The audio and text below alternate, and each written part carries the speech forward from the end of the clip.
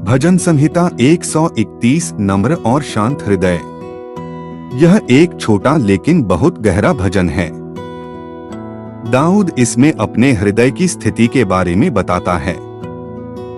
वह कहता है कि उसका मन घमंड से भरा नहीं है और वह अपने आप को बड़ी बड़ी बातों में नहीं उलझाता। दाऊद अपने मन की तुलना एक छोटे बच्चे से करता है जो अपनी माँ की गोद में शांत रहता है।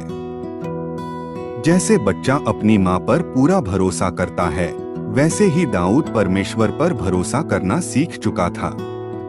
यह भजन हमें सिखाता है कि हर बात को अपनी समझ से नियंत्रित करने की कोशिश करने के बजाय हमें परमेश्वर पर भरोसा करना चाहिए। कई बार चिंता इसलिए बढ़ती है क्योंकि हम उन बातों को समझना चाहते हैं जो हमारे नियंत्रण में नहीं हैं। सीख: नम्रता परमेश्वर को प्रिय है। परमेश्वर पर भरोसा करने से मन को शांति मिलती है। हर बात को समझना आवश्यक नहीं, परमेश्वर पर विश्वास करना आवश्यक है।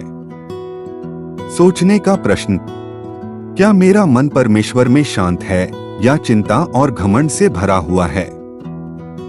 भजन संहिता 132 परमेश्वर की उपस्थिति की लालसा। यह भजन दाऊद की उस इच्छा को दिखाता है जिसमें वह परमेश्वर के लिए एक निवास स्थान बनाना चाहता था। दाऊद चाहता था कि परमेश्वर की उपस्थिति उसके लोगों के बीच बनी रहे। भजन में परमेश्वर और दाऊद के बीच की वाचा का भी उल्लेख है। परमेश्वर ने दाऊद से वादा किया था कि उसके वंश में से एक राजा सदा राज्य करेगा। यह भविष्यवाणी आगे चलकर यीशु मसीह में पूरी हुई। इस भजन में एक गहरी सच्चाई है, परमेश्वर केवल भवन नहीं चाहता बल्कि ऐसे लोग चाहता है जिनके हृदय उसके लिए खुले हों।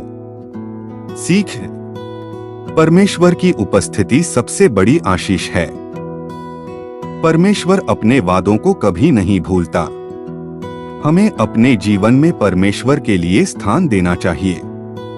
सोचने का प्रश्न: क्या मेरे जीवन में परमेश्वर की उपस्थिति सबसे महत्वपूर्ण है? भजन संहिता 133 एकता का सौंदर्य। यह भजन भाईचारे और एकता की सुंदरता के बारे में है। देखो, यह कैसी भली और मनोहर बात है कि भाई लोग आपस में मिले रहें। भजनकार एकता की तुलना उस बहुमूल्य तेल से करता है जो हारून के सिर पर डाला गया था। वह इसे उस ओस के समान भी बताता है जो पर्वतों पर गिरकर ताजगी लाती है। जहां एकता होती है, वहां शांति, प्रेम और परमेश्वर की आशीष होती है। इसका अर्थ यह नहीं कि सभी लोग हर बात में समान होंगे, बल्कि यह कि वे प्रेम और नम्रता के साथ जुड़े रहेंगे। आज परिवारों, मित्रताओं और समाज में टूटन बहुत दिखाई देती है। यह भजन हमें प्रेम और मेलमिलाप की ओर बुलाता है। सीख: एकता परमेश्वर को प्रिय है। प्रेम संबंधों को मजबूत बनाता है। जहां मेलमिलाप होता है, वहां आशीष आती है। सोचने का प्रश्न: क्या मैं अपने संबंधों में शांति और एकता लाने का प्रयास करता हूँ? भजन संहिता 134 रात में भी स्तुति। यह भजन बहुत छोटा है, लेकिन इसका संदेश शक्तिशाली है। इसमें मंदिर में सेवा करने वालों को रात के समय भी परमेश्वर की स्तुति करने के लिए कहा गया है। यह हमें सिखाता है कि आराधना केवल अच्छे समय तक सीमित नहीं होनी चाहिए। जब जीवन अंधकारमय लगे, तब भी परमेश्वर स्तुति के योग्य है। कई बार हम केवल आशीष मिलने पर परमेश्वर का धन्यवाद करते हैं, लेकिन सच्ची आराधना वह है जो कठिन समय में भी बनी रहती है।